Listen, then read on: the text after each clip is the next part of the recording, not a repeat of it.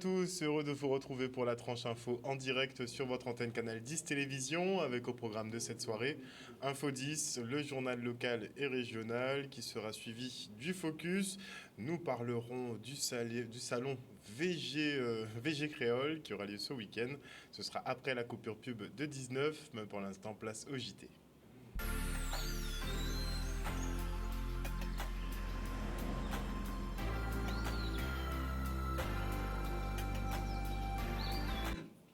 Nous sommes le vendredi 29 juin 2023 et suite au meurtre de Naël lors d'un contrôle de police à Nanterre, la France s'embrase.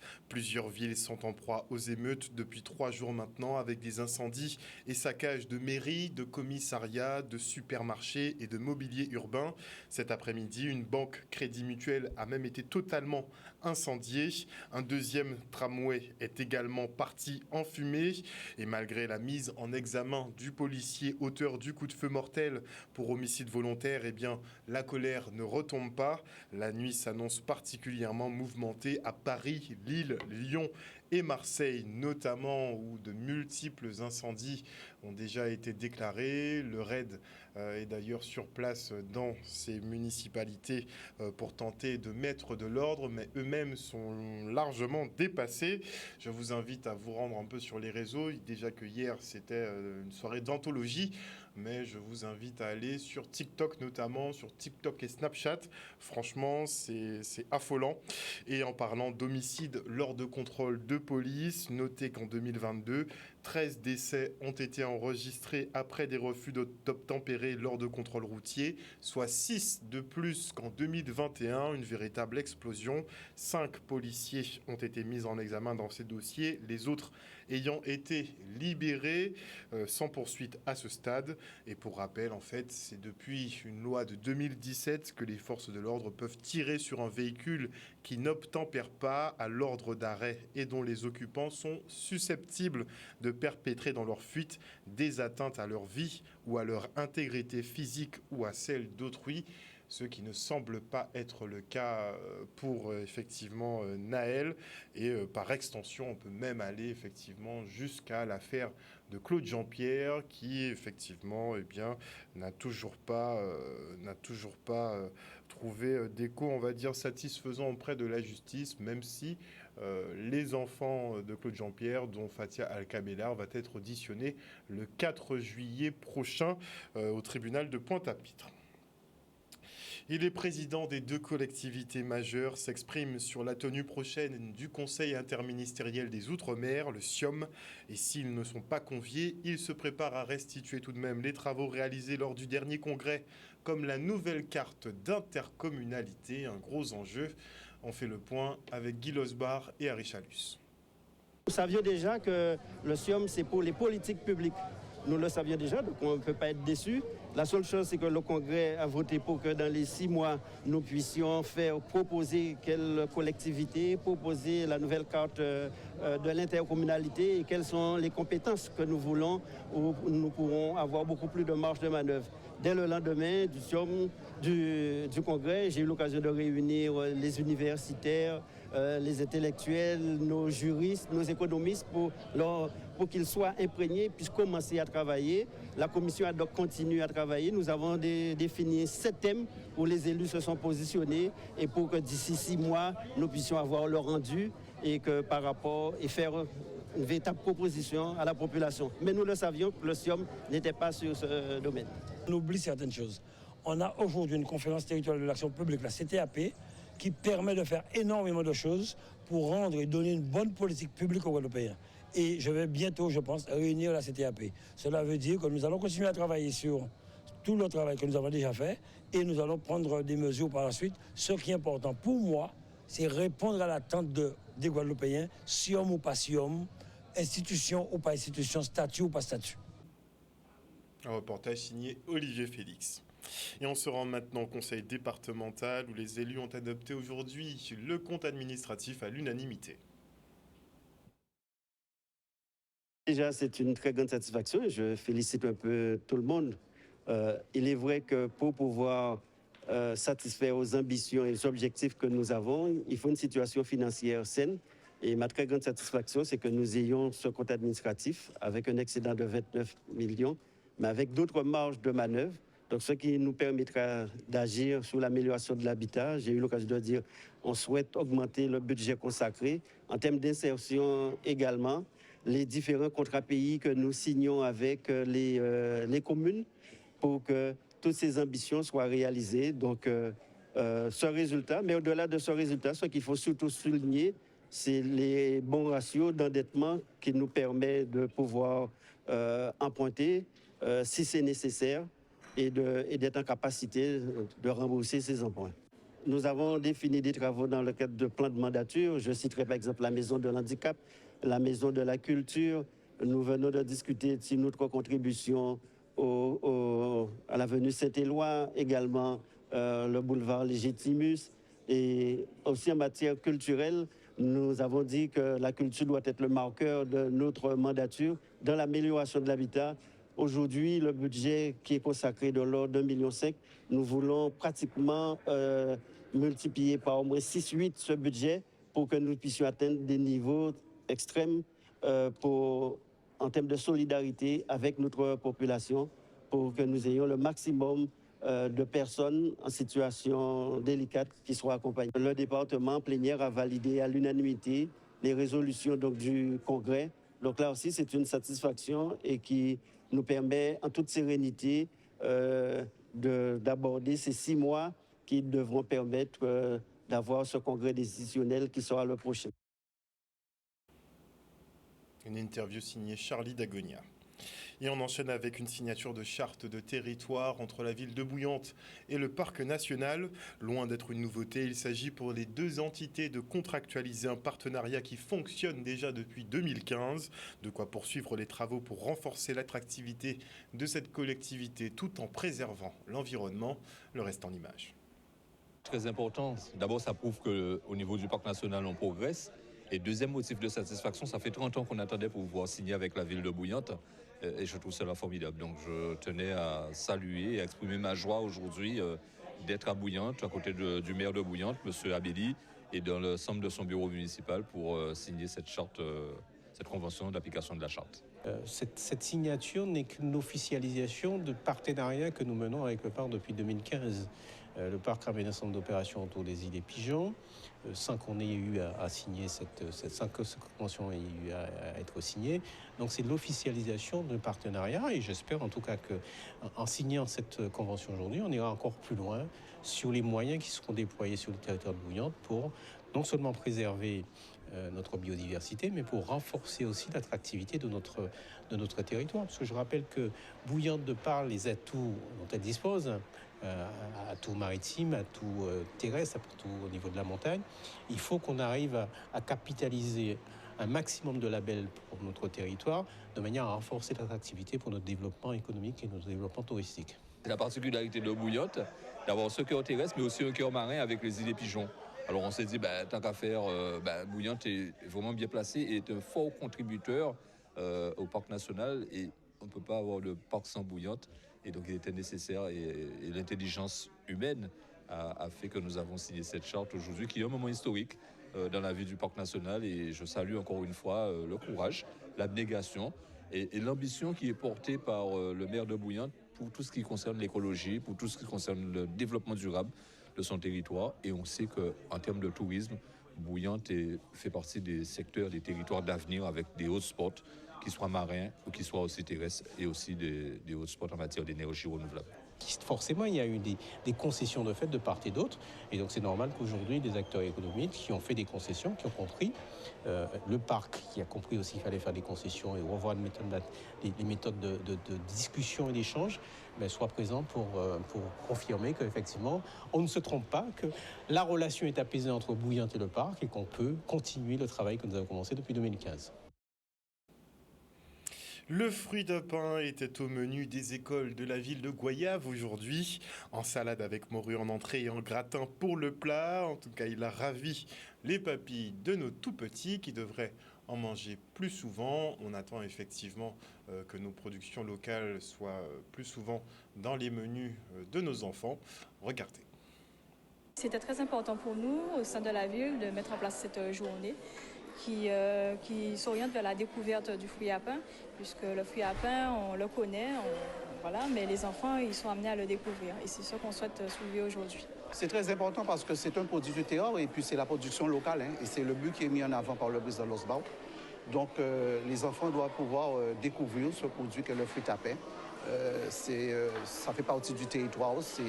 Donc aujourd'hui à Goyave et sur toutes les communes, nous assurons afin que ce plat soit présenté aux enfants et qu'ils s'habituent, qu'ils puissent s'approprier ce produit local qu'est le fruit à pain, avec l'association Nouvelle Voie, bien entendu.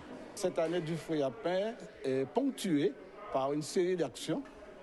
Cette action d'aujourd'hui fait partie justement du programme de l'année du fruit à pain. Nous servons aujourd'hui, il y a une entrée fruit à pain, salade de fruit à pain avec de la morue, chiquetaille de morue. Et en menu, en repas, il y a du poulet, pilon de poulet en sauce avec du gratin de fruits à pain. La production locale, on doit pouvoir s'en aguerrir et surtout cette jeune génération, il faut qu'ils découvrent parce que nous sommes, comme je l'ai dit, nous sommes un peu européanisés et avec tous les produits de l'Europe, de la France, on a tendance à oublier nos produits locaux à nous. Le fruit à pain est déjà identifié comme produit pour subvenir à la faim dans le monde. C'est important. On ne s'imagine pas l'intérêt, l'importance que possède le fruit à pain. Donc on a tout intérêt à ce que nos enfants prennent l'habitude d'en consommer et permettent à leurs parents de comprendre aussi la nécessité de consommer ce produit-là également. On essaye avec la cantine de mettre ça dans le repas parce que les parents d'aujourd'hui, surtout qu'il y a beaucoup de jeunes parents, je trouve, qui ne donnent pas assez de produits locaux à leurs enfants, ce qui fait que les enfants ne connaissent pas très bien nos produits locaux. Oui, on souhaite le reconduire une autre fois. Après, on a travaillé le fruit à pain sous forme de gratin, ce sera peut-être sous une autre forme, pour que les élèves découvrent un autre aspect du fruit à pain une nouvelle fois. Mais oui, ce serait bien de renouveler cette opération. Et pour découvrir un nouvel aspect de l'art, je vous invite à passer à l'exposition immersive de Christopher B. que nous recevons ce soir. Bonsoir. Bonsoir. Alors justement, on va expliquer aux téléspectateurs, c'est quoi cette exposition immersive? Qu'est-ce que vous entendez par là? Alors immersif, pourquoi? C'est parce que ça va permettre aux spectateurs de ne pas être juste spectateurs. En gros, ils seront acteurs également parce qu'ils vont participer à l'événement. Il y aura des tableaux également, mais il y aura également des... On va faire appel aux 5 sens. Donc le toucher, l'ouïe, l'odorat. J'ai pas trop envie de spoiler. D'accord. En tout cas, oui. En théorie, on vient dans une exposition, on vient admirer des œuvres. Mais là, clairement, vous allez porter tout le public à contribution. En quelque sorte, oui.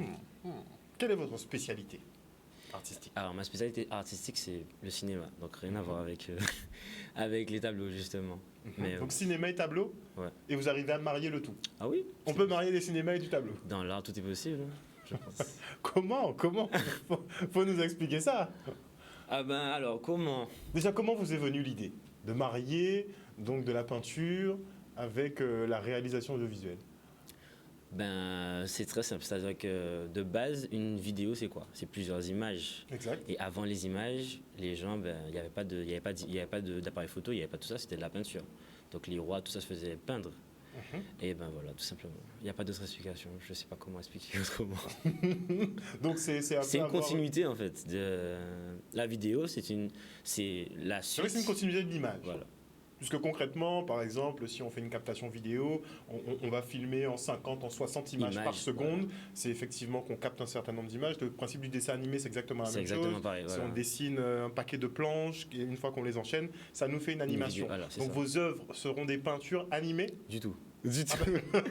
Du tout. Mais en fait, elles seront en lien avec... En fait, comment je peux expliquer ça? J'ai fait plusieurs vidéos qu'on peut retrouver sur mon compte Instagram. Et... en majeure partie, je fais rien par hasard, je ne laisse rien au hasard. Donc en gros, mes œuvres seront en lien avec mes vidéos. Les œuvres sont en lien avec les vidéos. Voilà. Alors, et comment on inclut, c'est vrai que je pose beaucoup de questions, désolé, mais c'est vrai comment on inclut finalement l'odorat, le goût dans une exposition Ah, mais il faut venir ce avec soir. des œuvres picturales et des vidéos. Il faut venir ce soir. Ah, justement. vous voulez vraiment pas vendre la mèche. Alors, réalisateur, scénariste, photographe, acteur, multicasquette, c'est important d'être multicasquette à l'heure d'aujourd'hui. C'est très important. C'est-à-dire que moi, ça c'est venu à moi tout seul. Ça s'est imposé à moi parce que Dieu merci, j'ai plusieurs cordes à mon arc. Beaucoup de cordes à votre art. Ouais. Quand même pas mal. Mais en fait, je pense que c'est important de nos jours parce que c'est très compliqué. On vit dans une époque qui est extrêmement compliquée. L'argent, c'est le nerf de la guerre, comme on dit. Avec toutes les crises qu'il y a actuellement, il vaut mieux se diversifier. Même si on pense ne pas avoir de talent, il vaut mieux essayer de se chercher, de se connaître, plutôt que de rester là et de faire que, par exemple, je sais pas moi, un métier de bureaucrate ou que ça. Il vaut mieux se diversifier, histoire de faire... On peut être dans de un se bureau sortir. et cultiver aussi quand Ah, on mais n'est pas dans le totalement. bureau, par exemple. Totalement. Ne Mon plus père mettre ses est yeux dans le professeur, c'est pas pour autant qu'il n'a pas son goyavier, qui vend des goyaves, des trucs comme ça. Voilà. Donc, vous, ce que vous cherchez à faire, c'est associer finalement différents types d'art pour obtenir un résultat particulier, on va dire. Concrètement, ce que je cherche à faire, c'est de démontrer aux gens que c'est possible. Parce que, en gros, ce que j'ai pu comprendre et ce qu'on m'a toujours expliqué quand j'ai voulu démarrer mon activité comme ça, on m'a toujours expliqué qu'il faut que je me focalise sur une chose. Parce que se diversifier trop, tu te perds. Effectivement, ça peut être vrai, mais c'est pas forcément vrai. Moi, si jamais je m'arrête à une seule activité, donc soit la vidéo, soit la peinture, ou etc., je vais commencer à faire une espèce de dépression. Donc il faut que je me retrouve. Donc j'aurai un moment pour le cinéma, un moment pour les tableaux, un moment pour etc. de choses. Mais je ne peux pas rester que sur ça, sinon je vais commencer à devenir Vous fou. vous ennuyez? Exactement, c'est ça. Donc en fait, je pense que c'est très important de ne pas d'écouter son cœur déjà et de ne pas se focaliser que sur quelque chose en fait. Est-ce qu'on peut dire que vous avez essayé de faire une exposition justement qui ne soit pas ennuyante? Ah oui, c'est exactement ça. Parce qu'on sent que... puisque Mais vous c'est voulez pas bien de dire ça solliciter non tout le monde- plus, parce qu'en soi... Mais en fait, on sait que bon, les expositions, bon, c'est assez statique. On déambule devant des œuvres, on se pose, bon, c'est assez tranquille, c'est C'est assez vrai. posé. Mais là, visiblement, j'ai l'impression que vous voulez faire un peu bouger tout le monde. Oui. Participer les gens, voilà, c'est ça. En tout cas, dans tous les cas. Alors, elle s'appelle Manier, l'exposition. Pourquoi C'est ça. Manier? Money, parce qu'on peut toucher. On peut toucher. On pourra peut- toucher. Oui, on peut toucher, bien sûr. Parce que les œuvres, enfin, les tableaux sont texturalisés, je sais pas comment on peut dire ça. Ouais, c'est ça. 3 dimensions? Ils sont pas en 3 dimensions, mais je sais pas comment expliquer. En gros, c'est de l'acrylique, donc on peut toucher et j'ai fait exprès de faire des reliefs. Donc c'est pas vraiment de la 3 dimensions, c'est pas de la 3D. C'est de la 2D, mais on peut la toucher et quand on la touche, ça fait qu'il faut venir, ça fait quelque chose. On dirait que c'est expérimental en fait. C'est expérimental. D'accord, c'est des choses qui n'ont pas encore été faites. Je pense pas. Je pense pas. Intéressant, très intéressant. Donc, c'est d'autant plus intéressant, effectivement, si c'est assez singulier. Donc, ce sera une expérience à la fois visuelle, olfactive, auditive, enfin, à tous les niveaux. Vous allez allumer les sens des visiteurs. Ça se passera où et quand? Alors, c'est au Green Hostel. Alors, c'est pendant une semaine, ça commence ce soir jusqu'au 7. Mais les dates fortes, c'est le 30. Enfin, c'est le 29, donc ce soir. Le 30, demain. Et le 7 juillet. Donc tout à l'heure, à partir de quelle heure? Ça a déjà commencé. Ça a déjà commencé? Oui. Ah ben tu es encore là, donc il faut attendre. N'est-ce pas? Donc chers téléspectateurs, vous pouvez vous rendre effectivement donc au Green Hostel, c'est à Pointe-à-Pitre, pour découvrir les œuvres de l'artiste Christopher B. Donc c'est un nouveau monde. Je ne sais pas vraiment comment le décrire. Il faudrait le voir effectivement pour pouvoir le commenter. L'avant-première, c'est tout à l'heure justement donc à Pointe-à-Pitre. Tu seras en exposition donc pendant une semaine. On pourra découvrir tes œuvres. Donc j'invite les téléspectateurs effectivement à se rendre au Green Hostel. Le mot de la fin? Eh ben, bon courage à tous, c'est tout. Merci beaucoup, en tout cas Christopher B. Et on part maintenant pour la présentation du Grand Prix Frédéric Jalton, un hommage à ce politique fan de cyclisme, le reportage. Oui, cette compétition prend de l'ampleur, et c'est bien pour la mémoire de Frédéric Jalton qui aimait ce sport, le cyclisme, qui a été un peu partout dans le tout, médecin du sport, qui a aussi suivi et encouragé et intégré au nombre de coureurs de la JCA. Il aimait beaucoup le sport. L'ami d'ailleurs de Camille Jabot, fondateur du Tour cycliste de la Guadeloupe. Et donc c'est une belle réalisation. Je remercie les protagonistes, Philibert Mouisa, Claire Valentin et tous les autres, les clubs qui participent, les dirigeants qui sont présents et ceux qui ont réalisé cette belle vidéo, Pierre Plaisance particulièrement, à mon cousin, avoir pensé à Frédéric Jalton. Et merci à tous les clubs qui ont daigné répondre à notre invitation et honorer la mémoire de mon père Frédéric Jalton. Je crois qu'il fallait faire une manifestation à la hauteur de Frédéric Jalton. C'était quelqu'un qui se donnait à fond pour les abîmiens. Alors nous voulons que cette manifestation donne l'image de Frédéric Jalton. Le vendredi, nous avons l'étape avec un départ à 14h devant la maison Jalton. Samedi, nous avons le village santé et sécurité et qui commence dès 10h pour se terminer vers 15h. Et l'étape en elle-même va commencer à 14h samedi après-midi. Une très belle étape. Et puis une dernière étape avec un départ à Bouliki, le fief de Claire Valentin. Et cette étape va se terminer, bien entendu, en circulant sur les abîmes, mais une partie des terres de Mornalo et retourner, bien entendu, dans le bourg des abîmes. C'est une très belle manifestation aux abîmes. Bon, on sait que la Coupe Jalton, ça fait depuis des années que cette compétition a été créée. Bon, c'est un plaisir pour moi de participer à ma première fois. Et j'espère que ça va bien se passer. Je me suis entraîné très dur, faire plaisir à ma ville, mon maire et toutes les personnes qui me soutiennent, mes parents et mon club, la JCA. Ça va prendre une ampleur. Et comme je dis encore un grand merci à le maire des Abîmes, M. Eric Jalton, aussi bien à M. Philbert Mouisa. On a donné un net caché à la hauteur de Frédéric Jalton. Et j'espère que les cyclistes sont à la hauteur, puisque c'est une belle course que nous organisons. Il va avoir la moyenne, on espère. Et ils vont aussi faire l'effort pour terminer la course. Voilà, chers téléspectateurs, nous sommes arrivés au terme de ce journal. Vous vous apprêtez à passer une petite soirée tranquille, ce qui ne sera pas le cas, effectivement, en France hexagonale, puisque les Français vont devoir faire face à la troisième soirée d'émeute suite au meurtre de Naël.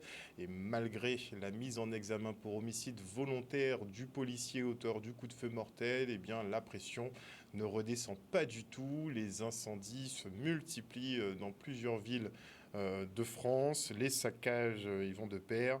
Les interventions de police qui en découlent aussi sont très nombreuses. Mais pour canaliser toute cette colère, ça va être très compliqué ce soir. Et comme je vous le disais précédemment, n'hésitez pas à vous rendre sur les réseaux, notamment sur TikTok, ça y va pas mal, sur Snapchat aussi.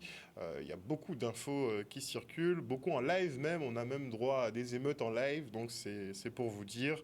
Donc voilà pour votre programme, sans doute pour plus tard dans la soirée. Et avant de se quitter, je voudrais souhaiter un très joyeux anniversaire à notre parrain Alain Hannibal. On te fait des gros bisous, Alain, et on espère que tu vas bien et que tu vas bien fêter justement ce nouvel anniversaire. Bisous parrain, bisous à tout le monde, on se retrouve demain.